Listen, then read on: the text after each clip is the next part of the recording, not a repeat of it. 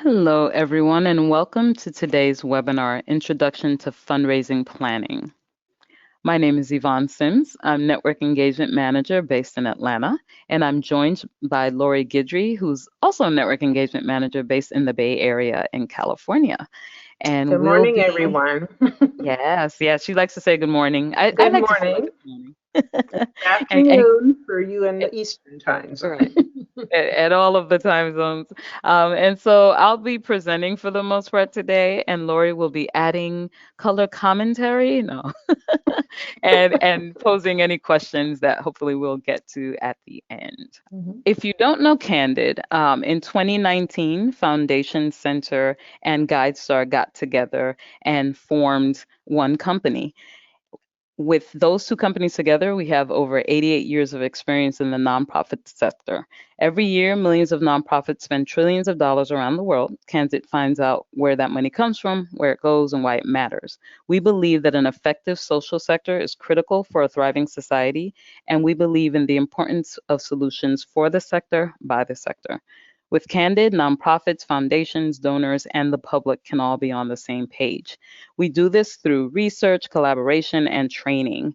And in fact, we have many community partners, and one of our partners is co hosting today, co sponsoring this webinar today, and that is the Yonkers Public Library. Riverfront Library. And Oz will tell you a little bit more about the Yonkers Public Library. All right, here I am. There you go. Okay, so I am Oz Koto-Chang, librarian at the Yonkers Riverfront Library. We are one of three branches in Yonkers, New York. We are located the riverfront near the river. We are right next to the river, the Hudson River. Right next also to the Metro North Amtrak train station. So if you need to come from the city, we're just a train ride away, either upstate or down in the city. And our computers have Candid, so if you need to come in, we go to One Locker Center, come up to the third floor and simply ask for Candid.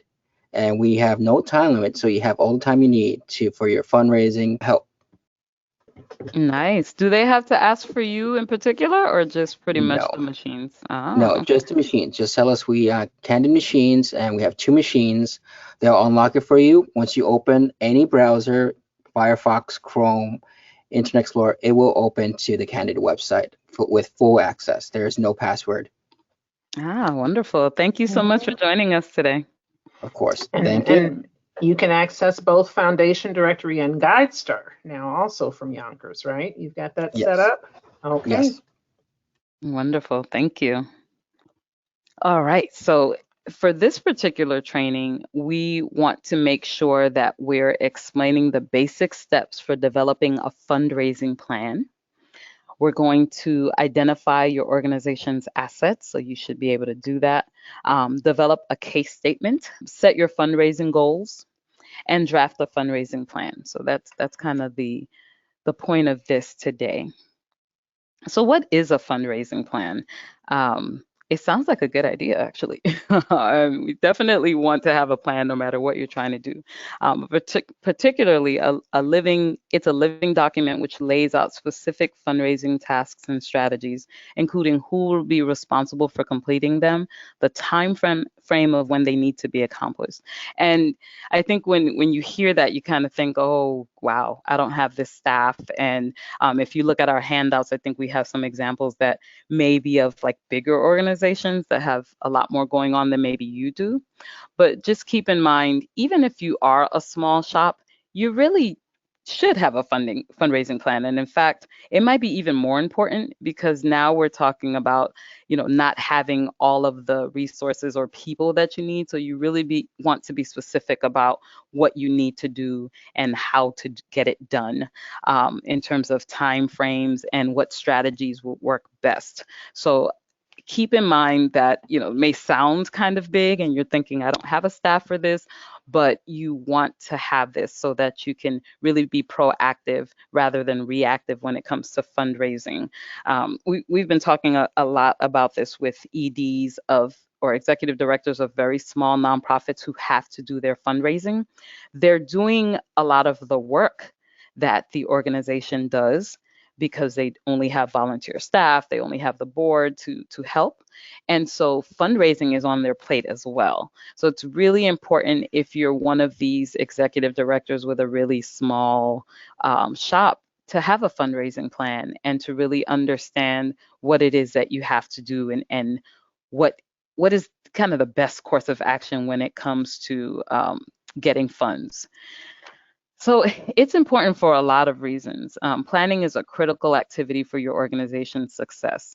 It focuses your organization by setting fundraising priorities and helps give you or your staff or your board of volunteers an understanding of the big picture of the organization's funding needs and how to meet those needs. And really, it's a living document because it's going to be changed and iterated, especially if you're newer or even if you're not newer and you're learning all of the time how the fundraising or fund streams of income are changing. We just kind of heard that 2022 wasn't a great year for giving. We know that 2020 and 2021 were, so things change a lot. So you have to be able to pivot and have that living document. Board involvement is really critical to fundraising success. So it's really good to have this plan agreed upon with your board so that everyone has it. It makes sense always to have things on paper or kind of solidified so everyone knows what we're talking about and everybody understands what we're trying to do. And it's important to have a diversified fundraising plan because it'll prevent your organization from becoming over dependent on just one source of income. And that's something I've been seeing a lot. I work with a lot of smaller organizations and they get amazing grants in the beginning and then kind of get over dependent on grants. So we want to make sure that your fundraising plan is diverse and you understand what else it should consist of. Most fundraising plans fall into a fiscal year or calendar year and take months to put together. This is not something one person sits down and writes in an hour. You might be able to start sketching it out within the hour and thinking about it, but it's something that's going to take some time. It'll be the executive director and board's responsibility to approve the plan and the staff and the board's responsibility to implement the plan. So again, even with a small shop, you want to make sure that you're having this conversation with a couple of other people who are all agreeing and it makes sense to everyone. And then the board will have to approve. And hopefully if you do have a staff, they will be the ones that will implement after, an understanding of it. It may be appropriate if you have a bigger team to have a team consisting of your leadership, program, financial staff involved in the planning process. So this is for like a bigger organization. And this may, again, depend on the size and the structure of your organization. It's critical that your board and senior staff have ownership in your fundraising plan. So buy-in from the beginning is important. It's kind of like anything else. You don't want to feel like it's being handed down. This is the thing we're doing. You got to deal with it. No, you want to come up with it together and then have it approved and make sure that it makes sense for your organization. More likely than not, your plan will go through a few edits and there will be a few drafts, which makes total sense. And it might be helpful to share the drafts with your staff and your board and get feedback. So after today, when you feel like you're sketching this out and you're having some conversations, a draft makes sense to have. Keep in mind that your plan should be formulated and approved several months prior to the beginning of your fiscal or calendar year. The bottom line is that no board or staff member should be given the finalized approved plan and told to implement it having never seen it before. Okay, so really important that, again, there's buy-in, it makes sense, it works for your organization's size and structure. So how does an organization start a fundraising plan? Well, we definitely want to give you some steps because, again, this is an intro class, so we want to give you some of that foundation. The first thing is identify your assets. And we'll talk more about this, but I have a lot to say about it lately. Two, you want to develop a case statement. Like I said, I just got one of those yesterday. Set your goals. So figure out exactly what you want to do. Create an action plan. So this is where you start assigning the to-dos. Implement your plan and evaluate your plan, because remember, you're going to come back to these things, and it's a living document. So we're going to talk about each of those steps in detail, but first we're going to kind of take a pause before we dig into those steps. And I want to take a moment to show you two important pie charts that'll provide some context for you to think about your nonprofit's revenue compared to the trends across the nonprofit sector. And I'm purposely staying on this so you can kind of stare a little bit and see what you think.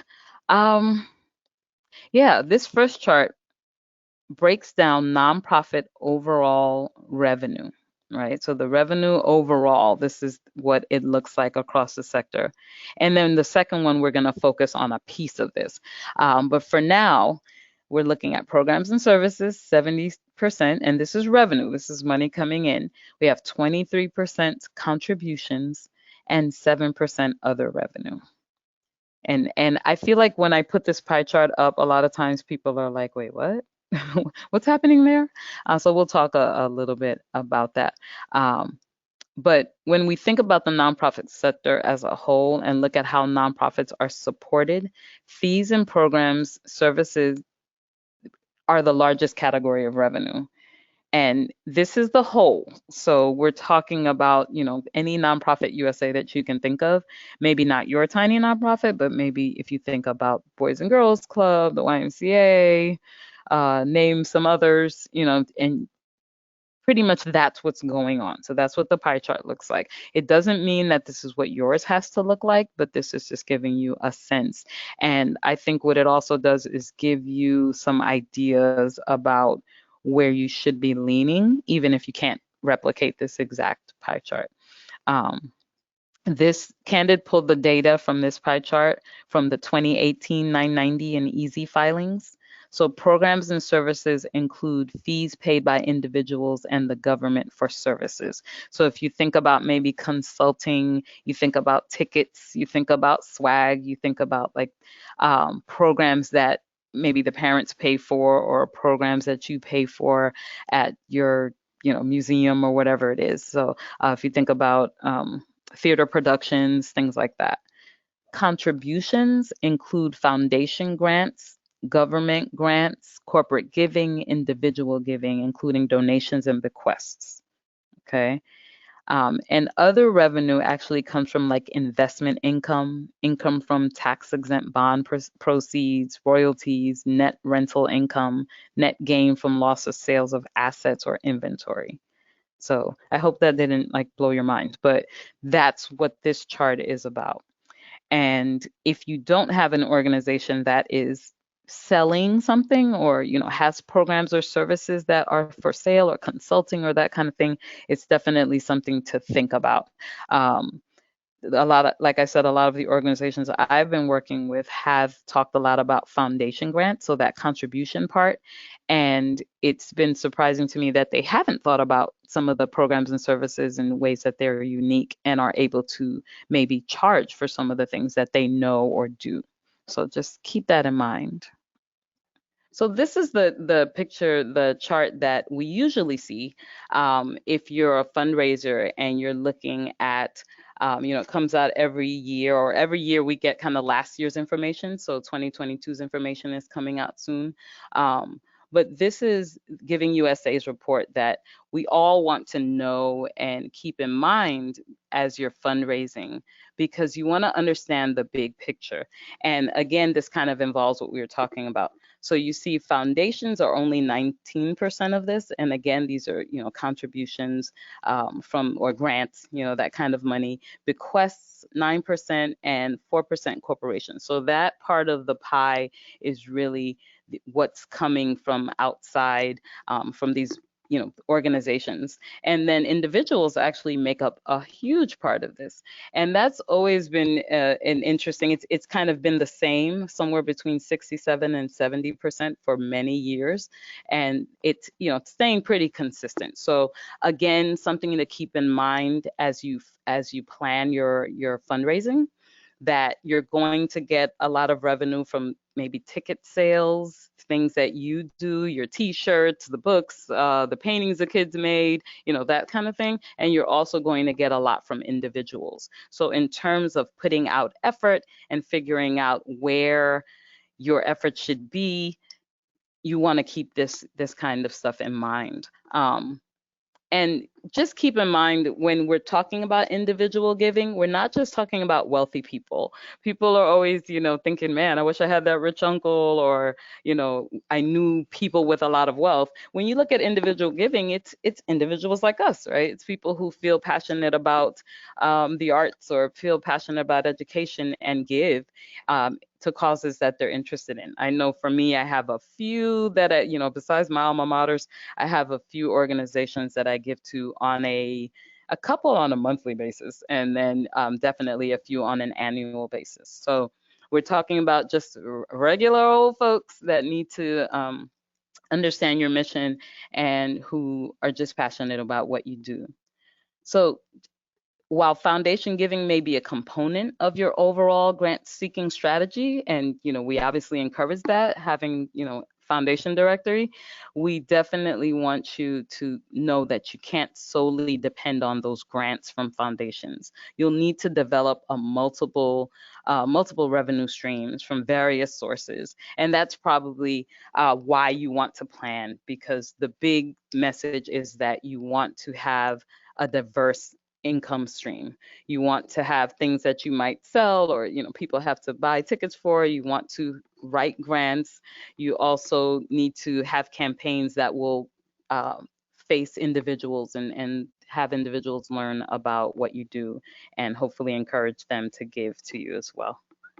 All right, so we want to start with identifying your assets. And this is interesting because I just got off of a call earlier with a nonprofit that's helping Candid by doing some consulting. And it made me think, she mentioned we're a nonprofit. This is part of our revenue doing consulting, but we're a nonprofit. And I think a lot of times when you have like a smaller nonprofit, you don't think that way. You're thinking like, we're trying to help, we're going to raise money and do this thing where we're helping, but you're not thinking about your assets and what it is that you possess, and what could be monetized, and could help you with your mission. So what you really want to ask is, what are my current organizational strengths? What makes my organization appealing to potential funders? Yeah, like what is the thing that they would want to support, and what is the thing that some people may even need to buy from you?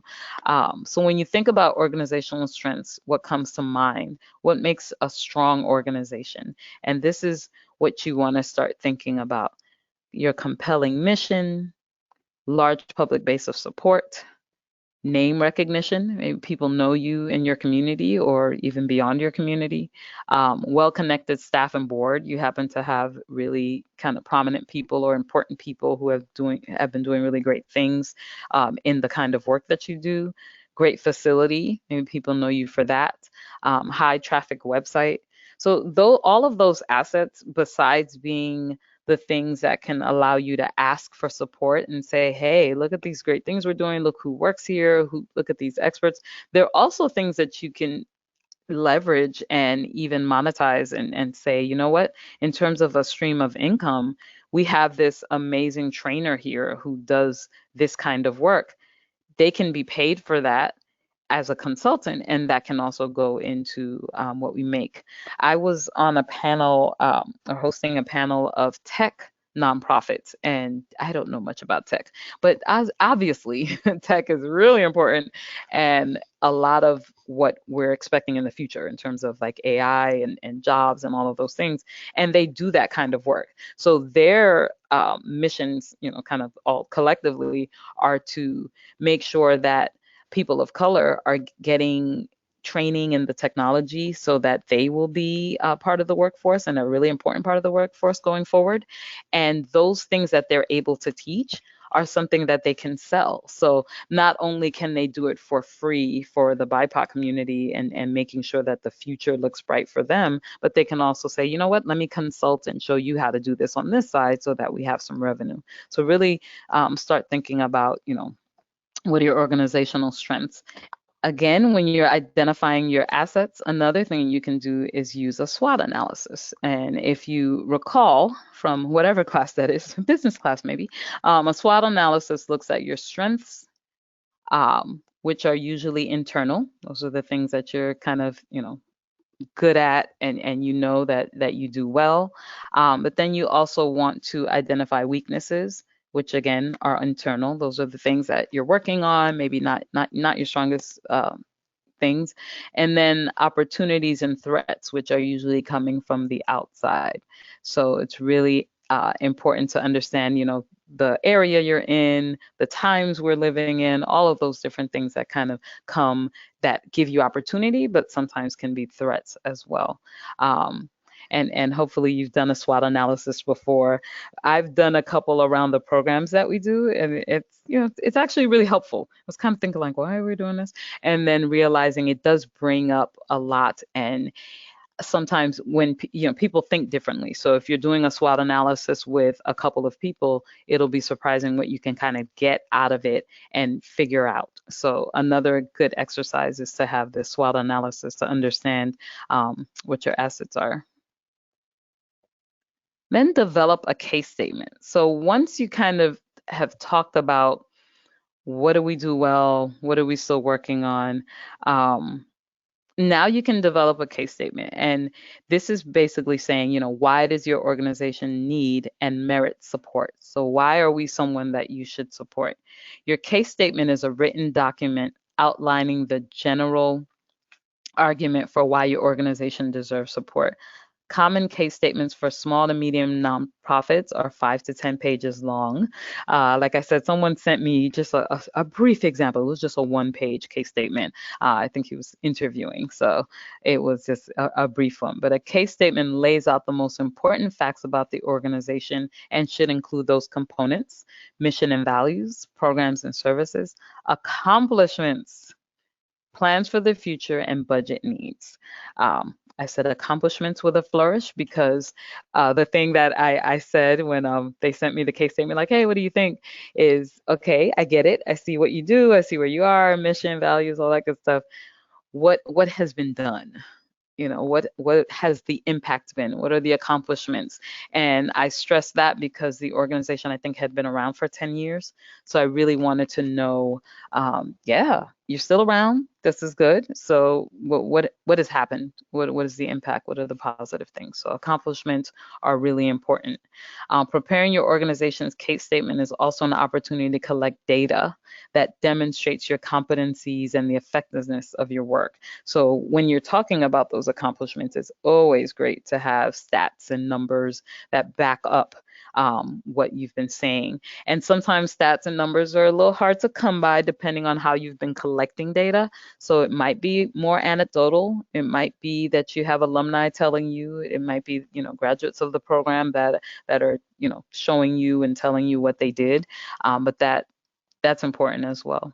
Ultimately, your case statement is used as a core communication tool by staff, volunteers, board members. It gets everyone on the same page and can be used in writing proposals, speeches, press releases. So this should really be something where you can kind of grab pieces all the time and say, hey, we need something for our website, or we need something for this proposal, and it's all here already. Step 3 is you want to set your goals. So again, we're still talking about fundraising planning, and now we want to set our goals. So before you can articulate where you want to go, you need to know where you are now. You want to start by thinking about your current fundraising strategies and answer the following questions. So who are your current funding partners? Who are your largest funders? And where could you strengthen your funding base? Who are your current funding partners? This is kind of a funny question because, again, you have to be collecting data. And sometimes it's surprising with some organizations because they're in many different places and they've had kind of different events, and you have your website, and maybe you have your Candid nonprofit profile set up. You have all these things and you're not even sure who your current funding partners are. So it's a really good exercise to figure out who those people are by hopefully you're capturing their information in some way. So you want to have a clear understanding of where your support is coming from. This means that your organization should have an adequate system for tracking support. And I know with all of the different products that there are out there, there's different ways to collect it, and it'll probably be your job on the back end to kind of connect all of those things, whether it's a spreadsheet or a database or whatever it is, depending on how big your organization is. You want to have you want to have a way to collect those things. And there's a lot of different options when it comes to fundraising software and tools. And some are free and a lot of them are not, but those are things that you want to have. You can find more information as well as reviews on our website, candid.org. Grants management and donor tracking software can be really expensive, so you need to do some research and figure it out. I know when we did kind of different webinars for products, we did have a lot of great things come through that had kind of those sale moments, like, you can have it for this long for this price, but then it would go up. So, you have to determine what works for you. If nothing else, an Excel spreadsheet, can definitely help as a beginning. If you're a new organization, your list of current funders might only be your friends and family and board members, and that's okay, because you definitely want to start somewhere. And I would definitely still track that and make sure that you're starting by collecting information and not having to kind of go back later. Who are your largest funders? So what sources generate the largest revenue? For some organizations, this might be government support. For others, it might be individuals. From what we saw, it might be grants. But you definitely want to keep track of that. And where could you strengthen your funding base?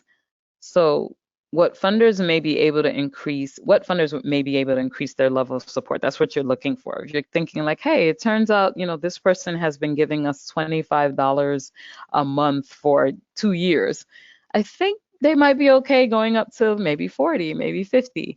They're a recurring donor. That's exciting. Or they're not a recurring donor. They've given us money a few different times, but maybe we should make sure there's a recurring donor plan where they can give monthly or they can give quarterly. Let's make sure we have that option. So it's important to think about how you can not only maintain their current level of support, but grow and steward these relationships to pave the way for increased funding. It's just always interesting, like who's interested in you and who supports you that you may not even have realized, and why, and hopefully why they will continue to and want to do even more. So something to think about.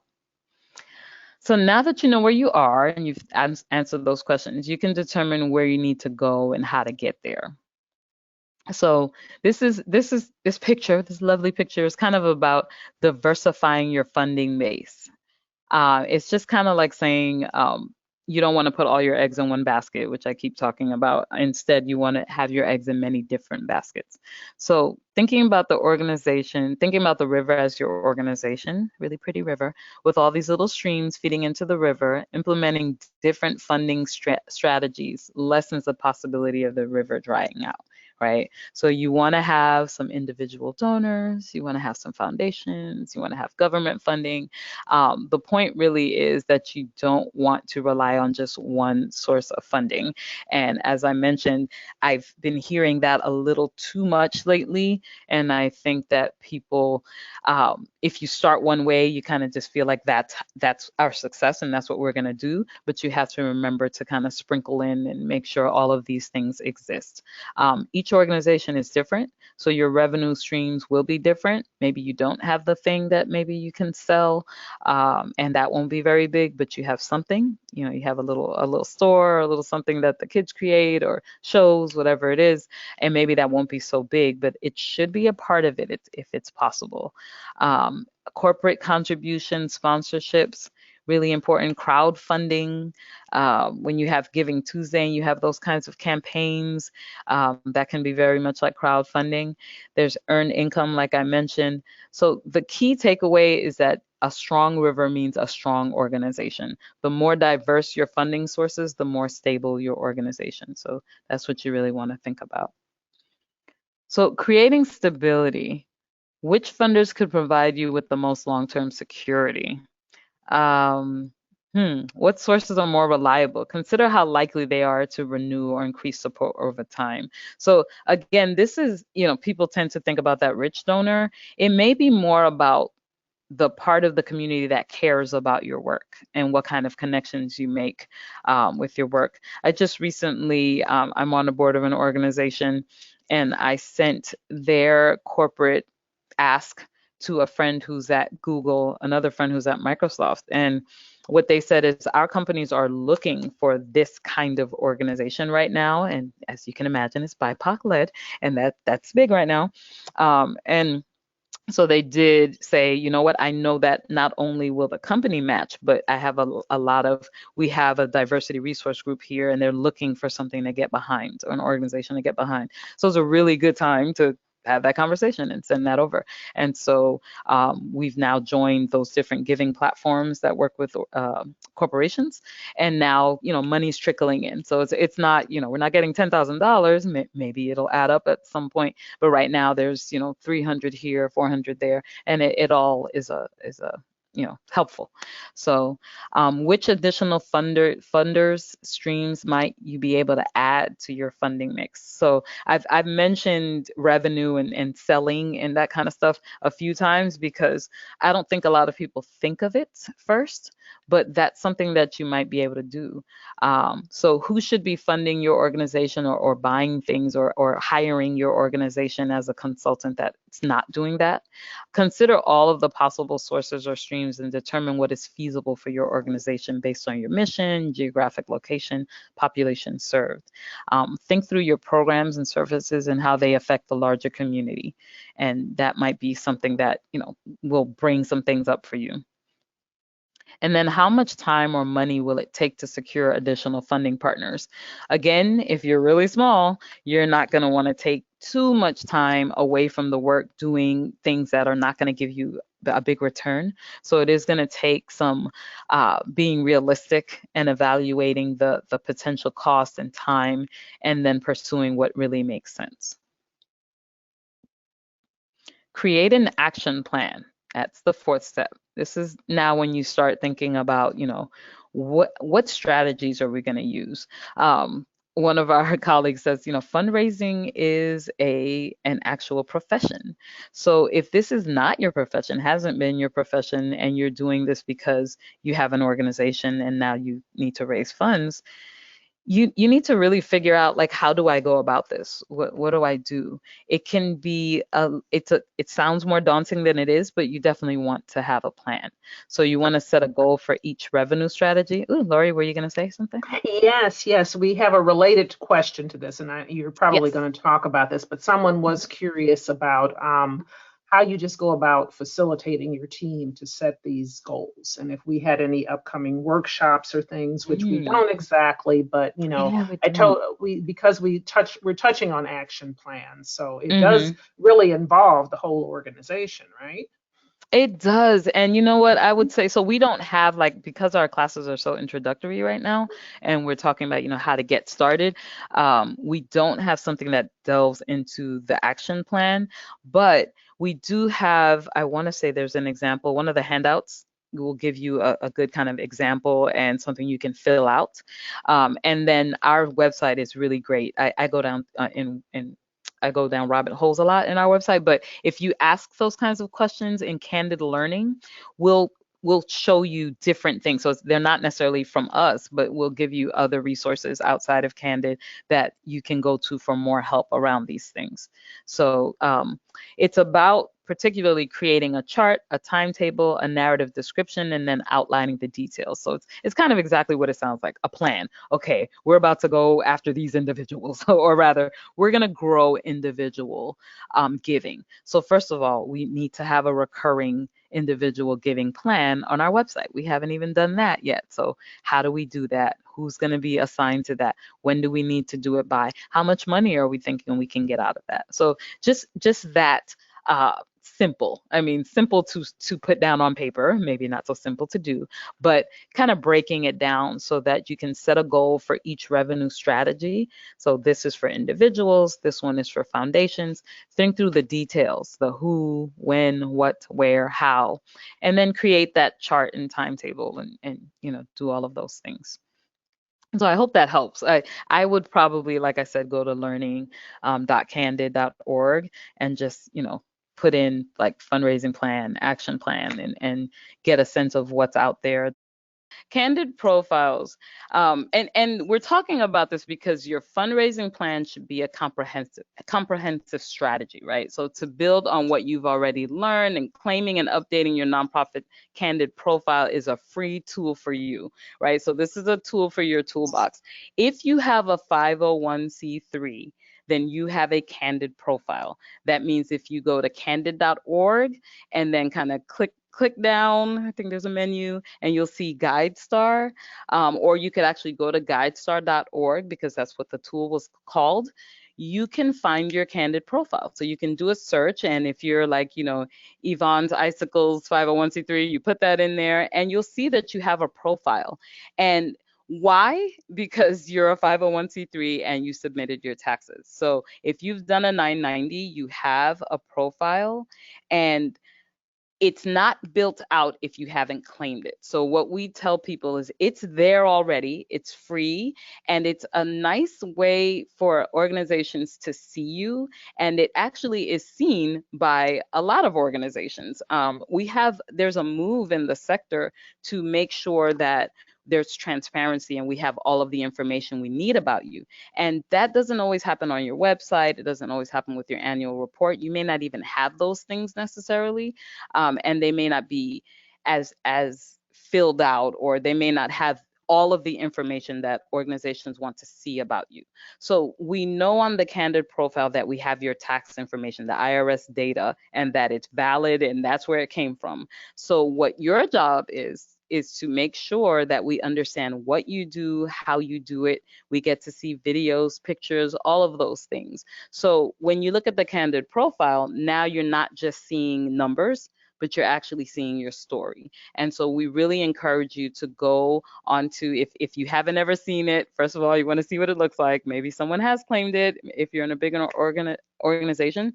But if you haven't, make sure that you start building it out so that donor advised funds, people doing peer-to-peer fundraising on Facebook, they're all attached to our seals of transparency and to our Candid profiles. So we want to encourage you to make sure that you look good and we understand what you do. As you complete your profile, you earn seals of transparency. So really quick visual. If you just put your basic information, you get a bronze. If you start telling me a little bit more about your programs, brand details, maybe some pictures, you get your silver. If you want to start giving me more financial information about what you've been up to lately, that's your gold.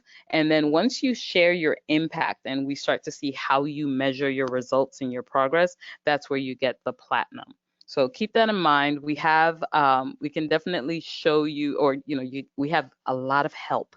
We're really good at help at Candid. So in terms of having links and going to guidestar.org and then saying, well, I have no idea, let me ask a question, you can get all those questions answered.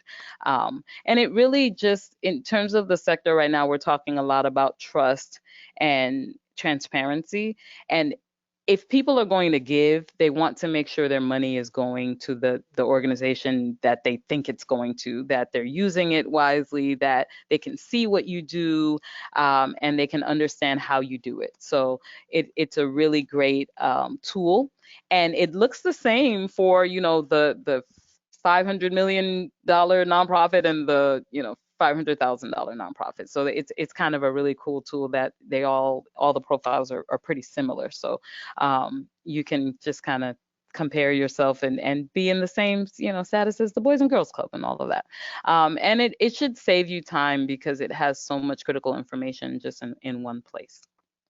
And these are the different organizations that use the Candid profiles. So I'm kind of rushing through it because we have other stuff to talk about, but just think about this. It's donor advised funds are using it, and donor advised funds are when, I have all this money and I decide I'm just going to have these investment firms handle it for me, and I may not know exactly where I'm giving, but I will say, I know I want to do environmental causes. I know I'm from Queens, New York, do something in there. I'm not sure. And so they handle that for you. Giving platforms are using it as well. So what that means is that when people see your organization within these platforms, or with a donor advised funds or through Google or Apple Pay or PayPal, when they click on your organization, they're getting to our or Candid's profiles rather than your website. So you want to make sure that they're getting to the right place and they're seeing something. So yes, they're going to see that you're a verified 501c3, but you also want them to be able to dig into what you do, and you want them to understand what you do. And this is again Facebook. A lot of people do the peer-to-peer giving on Facebook. They'll do like the Facebook fundraiser, the birthdays, and again, if you click on the organization, it takes you to your Candid profile. So you want to make sure they understand, oh, this is a legitimate organization and this is what they do. Um, it's also being used, Apple Pay for donations. So now if you get a bronze seal, you can just make the case for getting Apple Pay to receive donations for your organization. You can learn a little bit more about that on the website. Now we're going to talk about implementing the plan. Um, it isn't something you create and never look at again. So it's a living document. You could and should revise it. So once you check in and see if you're really on track and if it's really making sense. Ooh, we thought it was going to go this way. It really didn't go that way. It turns out this is a bad couple of months to try what we did. So maybe next time we'll do something different and we'll change when those things worked. And that's pretty much what you're doing when you evaluate. So how do you know if your plan is successful? You pretty much figure it out, like what worked. Oh, that big barbecue that we did that cost us, way more in putting it on than what we got. Let's not do that again. But the gala where they kind of gave us everything and then we raised, money on those blind items, whatever it was, blind auction, we did good. So that's what you want to do. Was the money raised worth the time and effort? That's ultimately what you want to do is figure that out. And again, if you're a particularly small shop, you will start cutting very quickly. If you kind of say, hey, that was a lot of work. I needed to work with so many people and we didn't get as much as we thought we would. And here's another example.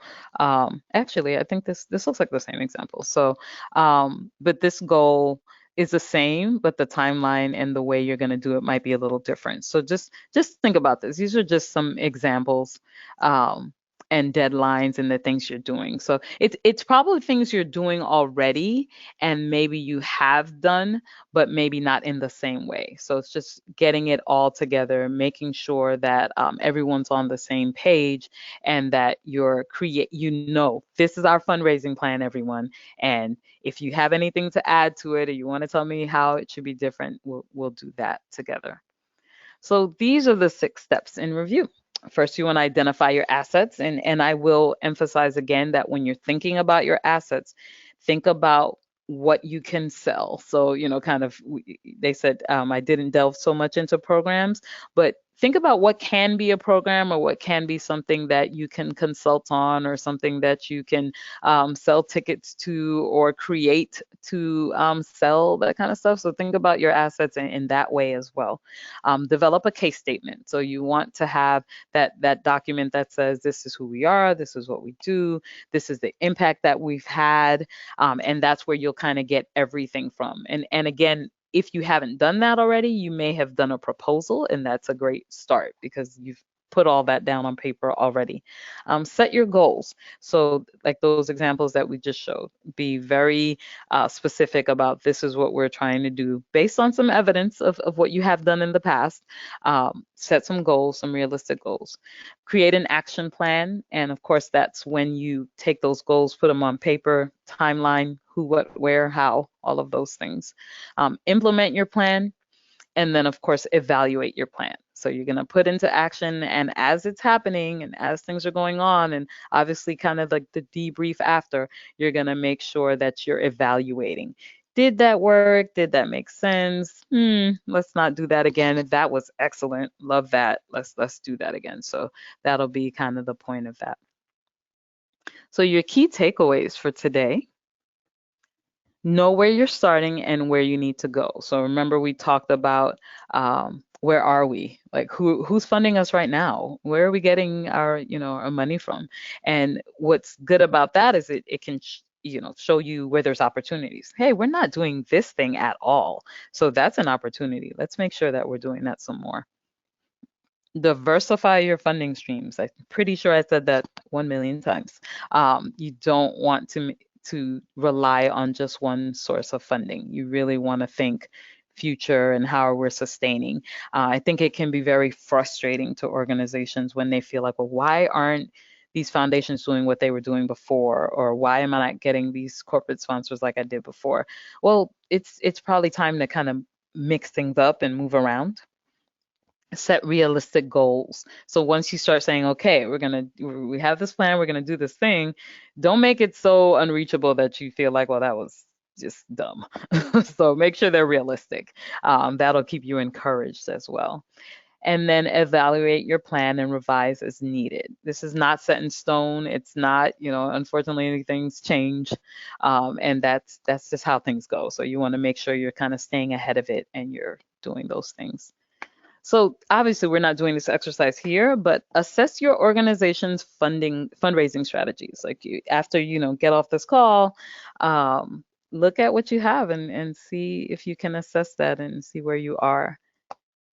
I did it. I actually have time for a couple of questions. Lori, anything? I am going through, I was trying to make sure people knew where to access the directory and thing. Yeah, and Someone Lori, was if you asking, okay, go ahead. go ahead, No, I was gonna say make sure you put it on the big, chat if you're in the just big trying to, chat. yeah, Yes, if you're yes, trying to yes. just answer like one of those that you're getting a lot. Right. And I hope Yeah, just put it everyone can see where the answers are. Someone else mentioned about evaluation.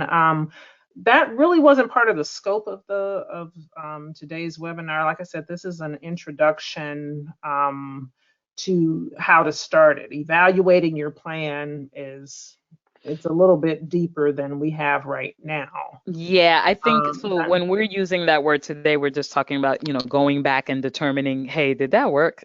Like, and why yes. didn't it? Or, what can we tweak a little bit that might be better? Turns out golfing events, no, not for our organization. It's just too big. It wasn't something that worked for us. But maybe we can do something, a little smaller.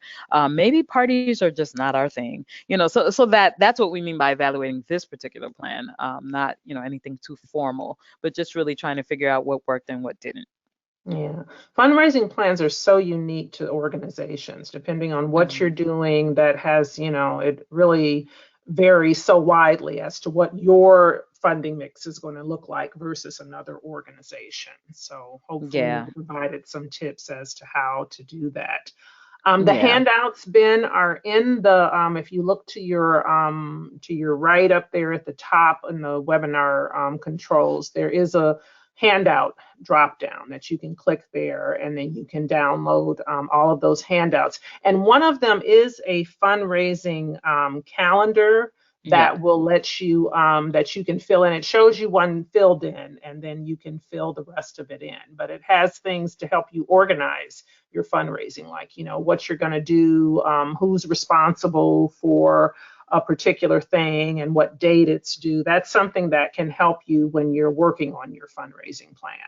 yeah. And what's great is it's kind of almost providing one for you, right? Because it gives you some of the ideas of what this, nonprofit Yeah, USA is doing. So right. I'm a very big fan of some kind of start.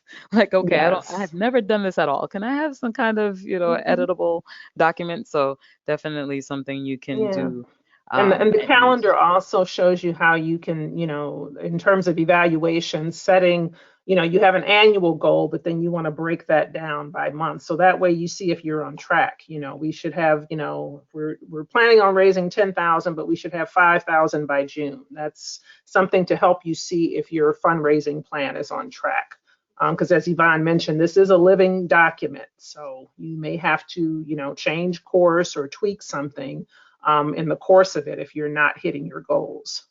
Yep. And hopefully you're doing this together so it doesn't feel like someone is not pulling their weight or someone didn't do their job. We all decided this together. We're all looking at it together and kind of Mhm. figuring it out that maybe this doesn't necessarily work because we didn't think about the fact that the holidays come in and people Mhm. aren't giving necessarily, so it's all living and it's all something that, you should all be responsible for ultimately together.